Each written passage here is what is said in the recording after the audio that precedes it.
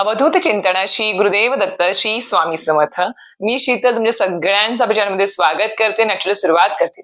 म्हणजे आजचा व्हिडिओचा आपला जो काही विषय आहे तो तुम्हाला थंबवरून कळाला असेलच की आपल्या घरामध्ये गरिबी येण्याचं अत्यंत महत्वाचं एक कारण आहे. आता प्रत्येक वेळेस पैशामुळेच आपल्या घरामध्ये गरिबी किंवा दरिद्रता येऊ शकते का? तर नाही. खूप लोकांना हा संभ्रम आहे किंवा मनामध्ये त्यांना एक प्रकारचा असा विश्वास आहे की नाही, पैसे नसेल तर आपल्याकडे गरिबी आहे, दरिद्रता आहे, असं खूप लोकांना वाटतं. तर हो, बरोबर आहे, पैसा नसेल तर आपण दरिद्रच म्हणू किंवा की आपल्याला पैशाभोवतीच आपलं सर्व आयुष्य आहे, जग आहे, पैशाभोवतीच आपल्या सर्व काही गरजा सुद्धा अवलंबून आहेत पैशावरतीच. तर नक्कीच पैसा तर महत्वाचा आहेतच, पण असे पण काही जण आहेत ज्यांच्या घरामध्ये पैसा आहे, येतो आहे, लाखाच्या रुपयाने त्यांच्या घरामध्ये पैसा येतो आहे, तरी सुद्धा घरात पैसा टिकत नाही आहे. घरामध्ये गरिबी, दरिद्रता खूप मोठ्या प्रमाणात जाणवत आहे. आणि यासाठी सगळ्यात मोठं कारण फक्त पैशाची कमतरता नाही, तर अत्यंत महत्वाचं एक कारण आहे त्याच्या मागचं, जे 90% लोकांच्या घरामध्ये होतच म्हणजे होतच. हे कारण मुख्यत्वे त्या घरामध्ये असतंच आणि त्याच्यामुळे त्यांच्या घरामध्ये जी काही अलक्ष्मी म्हणा, दरिद्रता म्हणा किंवा गरिबी म्हणा, ही कायमस्वरूपी टिकून राहते. आणि जी काही माता लक्ष्मी तुमच्या घरात येते आहे पगाराच्या किंवा इतर कुठल्या तरी मार्गाने येते आहे, मग ती घरात टिकत नाही आहे त्या एका गोष्टीमुळेच. ती गोष्ट काय आहे त्याबद्दल संपूर्ण माहिती तुम्हाला अशा व्हिडिओ देणार आहे. नक्कीच व्हिडिओ पूर्ण बघा, स्किप न करता बघा, जेणेकरून तुम्हाला संपूर्ण माहिती व्यवस्थित कळेल. तर मंडळींनो, तुम्हाला सांगितल्याप्रमाणे सुरुवातीला पैशामुळेच आपल्या घरामध्ये गरिबी, दरिद्रता येते, हे खूप लोकांचा संभ्रम आहे. तर मी एक सांगेल की फक्त पैशामुळेच आपल्या घरामध्ये गरिबी येत नाही. पैसा तर येतोच आहे, तुम्ही मेहनत कष्ट करत आहात, सर्व काही करत आहात, नोकरी करतायत, व्यवसाय उद्योगधंदा सर्व काही चालू आहे, घरात पैसा पण येतो आहे, मोठ्या प्रमाणात मोठ्या संख्येने तुमच्या घरामध्ये मोठ्या आकड्यामध्ये तुमच्या घरात पैसा पगार येतो आहे, पण तरी सुद्धा तो घरात टिकत नाही आहे. महिना अखेरपर्यंत घरामध्ये खळखळाट होतो आहे सगळ्या गोष्टींचा आणि इतर कुठले तरी असे काही काम म्हणजे असे काहीतरी गोष्टी निघतात की त्याच्याकडून ते पगार सुद्धा पुरत नाही, पैसा सुद्धा पुरत नाही, शेवटी कर्ज डोक्यावर घेण्याची वेळ येत असते. तर हे असं का घडतं? का घडतं? घरामध्ये पैसा येतो आहे, तो का घरात टिकत नाही आहे, लक्ष्मी घरात स्थिर का होत नाही आहे? तर याच्या मागचं सगळ्यात महत्वाचं कारण म्हणजे घरामध्ये असलेली नकारात्मकता, घरामध्ये असलेली सततची चिडचिड, घरामध्ये असलेला सततचा असंतोष, घरामध्ये असलेला सततचा वादविवाद, एकमेकांना दोषारोप करत असणे घरामध्ये, हे ज्या घरामध्ये होतं त्या घरामध्ये माता लक्ष्मी कधीही स्थिर राहत नाही. आणि त्या घरामध्ये तुम्ही कितीही मेहनत कष्ट करून किती लाखो करोडो रुपये आणा, तर ते त्या घरामध्ये टिकत सुद्धा नाही. हे सगळ्यात मोठं कारण आहे. ज्या घरामध्ये समाधान नाही आहे, ज्या घरामध्ये आपलं सोडून आपलं कमी मानून दुसऱ्याचं जास्त मानलं जातं किंवा दुसऱ्यांकडे जास्त लक्ष आहे तुमचं की त्या घरामध्ये किती आहे बघा, तो कसा समाधानी आहे, त्याच्याकडे गाडी आहे, त्याच्याकडे बंगला आहे, त्याच्याकडे घर आहे, त्याच्याकडे चांगली नोकरी आहे, तो सर्व काही हौस मौस करतो आहे, माझ्याकडे काहीच नाही आहे, माझ्याकडे असं काहीच नाही आहे, माझं का बरं सगळं काही कमी आहे. मग आपण आपल्या नशिबाला दोष देतो. एक प्रकारे काय आहे तर तुम्ही तुमच्या विचारानेच गरीब होत आहात. तुम्ही जे काही विचार करत आहात त्या विचारानेच तुम्ही गरीब होत चाललेले आहात.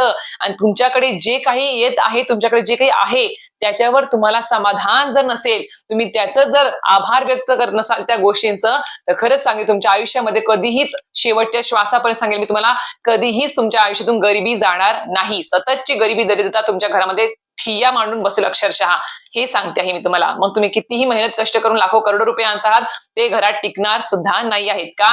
कारण की सतत घरामध्ये सकाळी लवकर उठलं की सततची चिडचिड, सततचे भांडण, सततचे दोषारोप, सततचं म्हणजे एकमेकांना काहीतरी घालून पाडून बोलणे, घरामध्ये सतत नकारात्मक विचार, नकारात्मक बोलणं, वातावरण सगळं नकारात्मक जर असेल, दिवसाची सुरुवात जर या गोष्टींनी होत असेल, तर विचार करा तुमच्या घरात लक्ष्मी कशी स्थिर स्थावर होईल.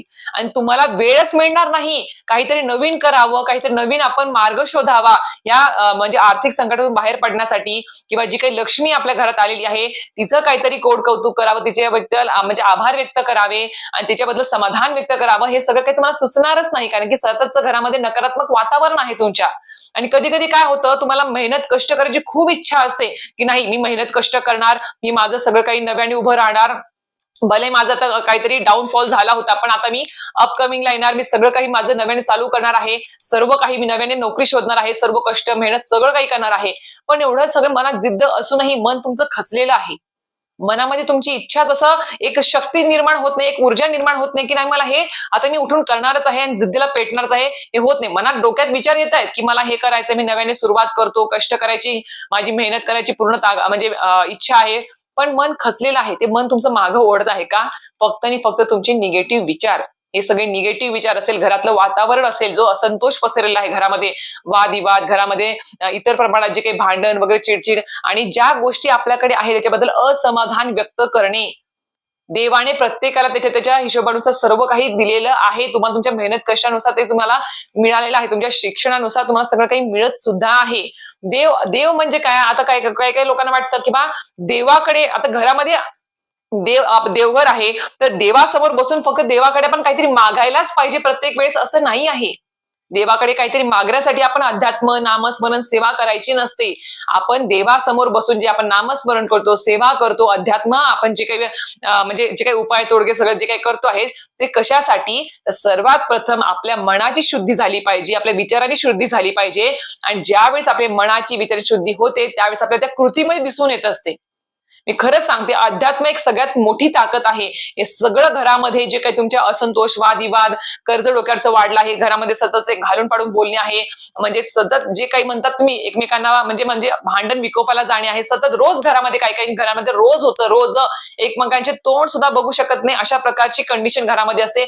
सगळं काही आहे घरामध्ये, सुख सुविधा, पैसा अडका, सगळं गाडी घोडी सगळं काही आहे घरामध्ये, पण असंतोष आहे, असमाधान आहे, वादविवाद, चिडचिड रोज घरामध्ये होते आहे.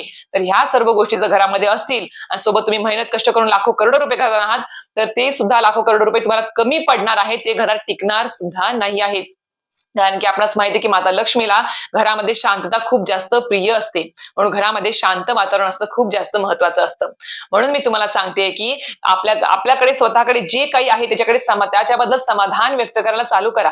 ठीक आहे, आपल्याकडे 1 BHK आहे, आपल्या मित्राकडे आपल्या शेजारी 2 BHK आहे, असेल त्याच्या त्याच्या कुवतीनुसार असेल, त्याच्या काहीतरी भाग्यानुसार त्याला मिळालं असेल, त्याच्या कष्टानुसार त्याला मिळालं असेल, पण तुम्हाला 1 BHK तर मिळालं आहे ना, तुमच्याकडे 1 BHK आहे, त्यालाच तुम्ही एका छान 2 BHK सारखं तुम्ही त्याला ठेवा ना, स्वच्छ ठेवा, टापटीप ठेवा, सुटसुटीत ठेवा. घरामध्ये अध्यात्म, स्वच्छता सगळं काही जर असेल, मोजकं सामान सगळं स्वच्छ जागच्या जागी टापटीप असेल तर तो 1 BHK सुद्धा स्वर्गापेक्षा सुंदर दिसू शकतो.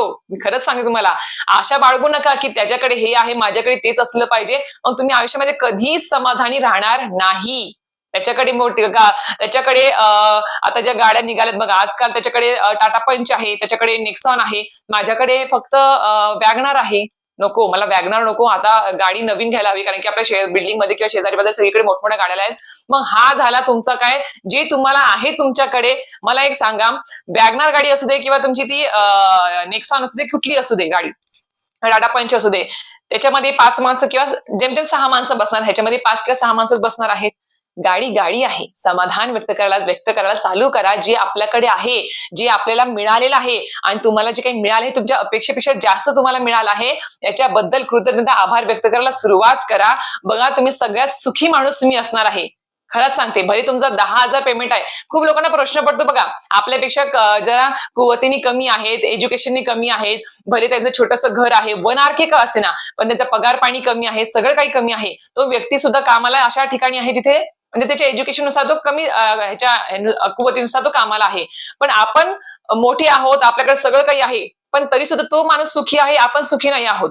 रोज काहीतरी टेन्शन आहे, रोज काहीतरी चिडचिड आहे, रोज काहीतरी घरामध्ये भांडण आहेत. का होतं ह्या गोष्टी? का होत आहे? ती व्यक्ती का समाधान आहे 10,000मध्ये, तुम्ही लाखभर पगार असूनही का समाधानी नाही आहात?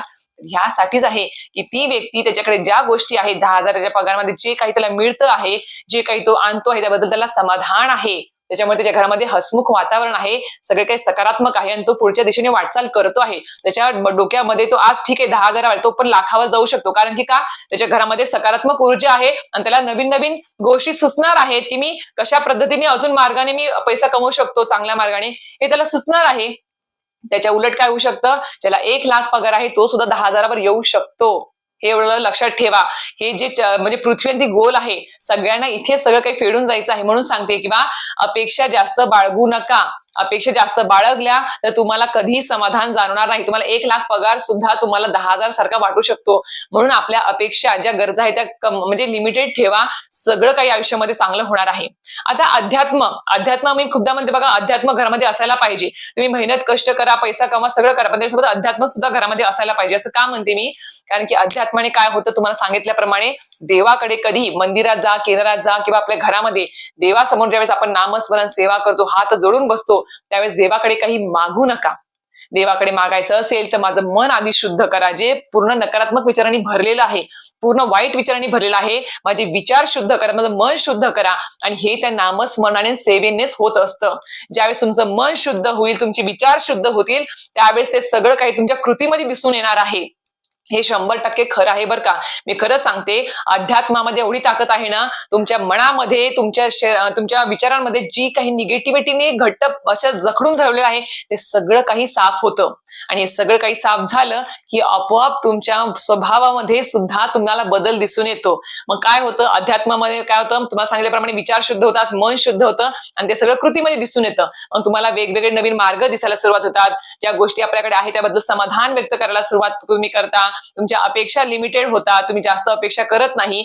जे आहे त्यात मी समाधानी आहे, सुखी आहे, स्वामींच्या आशीर्वादाने. जे स्वामी भक्त आहेत, जे रोज सेवा करतात बघा, त्यांना तुम्ही विचारा काय चाललंय, कसं आहे, बरं आहे का? हो, स्वामींच्या कृपेने सगळं काही व्यवस्थित आहे. आणि ती व्यक्ती बघा जी अध्यात्मात आहे, रोज नामस्मरण किंवा सेवा करते, ती व्यक्तीच्या चेहऱ्यावर कधी सुद्धा तुम्हाला टेन्शन, कुठली चिंता दिसणार नाही. कारण की त्यांनी त्यांचा सगळा योगक्षेम स्वामींच्या पायावरती म्हणजे सोडून दिला आहे की स्वामी महाराज तुम्ही सर्व काही बघा, मी माझं मेहनत कष्ट करणार आहे, रोजची सेवा नामस्मरण करणार आहे, सगळं काही तुमच्या चरणी सोडलेलं आहे, तुम्ही सगळं काही ठरवा, तुम्ही सगळं काही करा. आणि जे काही मला मिळालं आहे, मी खरंच सांगते, खोटं नाही बोलणार इथे, मी स्वामी साक्षीला आहेत. मी रोज स्वामींजवळ एकदा तरी म्हणतेच की स्वामी महाराज तुमच्या आशीर्वादाने माझं सगळं काही चांगलं चालू आहे. पहिलेपेक्षा खूप पटीने लाख पटीने माझं सगळं काही मला भेटलेलं आहे, तुम्ही सगळं काही मला दिलेलं आहात. फक्त एवढंच आहे की स्वामींच्या कृपेने स्वामी महाराज तुम्ही मला तुमच्यापासून कधी लांब करू नका, शेवटच्या श्वासापर्यंत तुमच्या चरणी ठेवा, तुमच्या सेवेत ठेवा, कधीही मन भरकटू नका देऊ. हे असं मागणं असतं. हे असं मागायला सुरुवात करा स्वामींना की तुमच्यापासून कधी लांब करू नका. कारण की एकदा तुम्ही स्वामींच्या मार्गापासून किंवा कुठल्याही ज्यांना तुम्ही गुरु मानला आहे त्यांच्यापासून ज्यावेळेस तुम्ही दूर होता, त्यांच्या सेवेपासून दूर होता, त्यावेळेस समजून जायचं की तुमचे 100% मनाला घेतं वाट लागणारच आहे. खरं सांगते, कारण की तुमच्यावर पुन्हा मग भडीमार होणार, वाईट शक्तींचा, वाईट गोष्टींचा, वाईट विचारांचा, नकारात्मक ऊर्जेचा सगळा भडीमार होणार. परत त्या वाईट गोष्टींच्या तुम्ही मागे लागणार आहात. म्हणून सांगते, अध्यात्मामध्ये खूप मोठी ताकद आहे. अध्यात्म इतकं महत्वाचं आहे ना की आज तुम्ही जर घरामध्ये अध्यात्म आणलं, सोबत मेहनत कष्ट जर केला ना, सर्व काही गोष्टी शक्य होणार आहेत, अशक्य गोष्टीही शक्य होणार आहेत.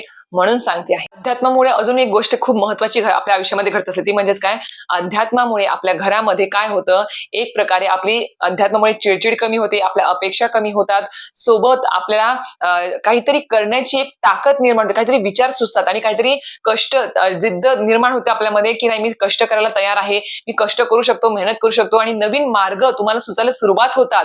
हळूहळू तुम्ही नवीन मार्ग सुचले जातात आणि त्यामुळे काय होतं, नवीन पैसे कमवण्याचे नवीन मार्ग तुम्हाला खरं सांगायला गेलं सुचायला सुरुवात होत असते. आणि निमित्त काय होतं, तर देव कधीच तुम्हाला लाखो करोड रुपये आणून तुमच्या समोर टाकत नाही. तर देव काय करतो तुम्हाला, किंवा कुठलीही देवता असेल ती काय करते, तुम्हाला योग्य विचार, योग्य कृती आणि योग्य मार्ग दाखवत असतो आणि योग्य माणसं तुम्हाला आयुष्यामध्ये भेटवत असतो. जर तुमची उपासना वाढली, अध्यात्मामध्ये तुम्ही असाल आणि सेवा जर वाढली, तर या गोष्टी देव तुमच्या बाबतीत नक्कीच करत असतो. योग्य व्यक्ती, योग्य विचार, योग्य कृती आणि योग्य सर्व निर्णय घेण्याची ताकद ही तुमच्यामध्ये अध्यात्मामुळे येत असते. म्हणून अध्यात्म आणि उपासना खूप जास्त महत्वाची आहे तुम्हाला सांगितल्याप्रमाणे. आणि कधी कधी काय होतं की असं अचानक काही संकट जरी आलं आपल्या आयुष्यामध्ये, तर आपण काय म्हणतो, काहीतरी नक्कीच मार्ग निघणार आहे, कारण की आहे आपण स्वामी सेवा करतोय, स्वामी पाठीशी आहे, तर नक्कीच काहीतरी मार्ग निघणार आहे.